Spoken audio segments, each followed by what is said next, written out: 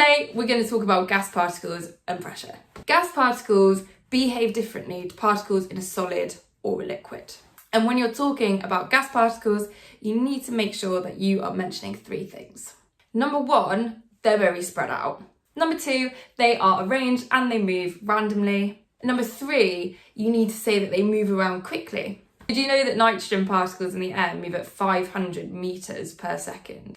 That's pretty fast. Okay, now I want you to imagine an empty room. Stick with me, this isn't some weird physics meditation.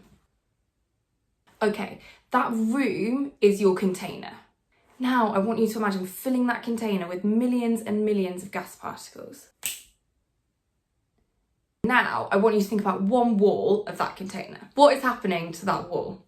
It should be getting pelted with gas particles. So the gas particles collide randomly with the walls of your container. When they collide with the wall, they exert a force on the wall.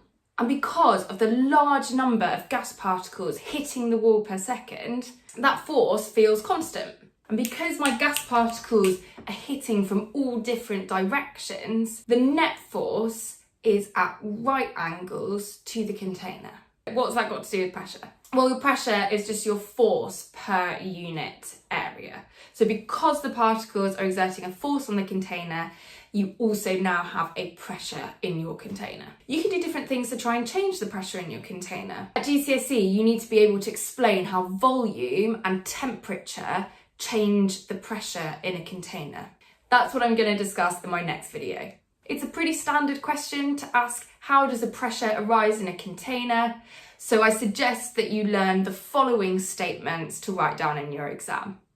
If you'd like a copy of the notes, click in the description below.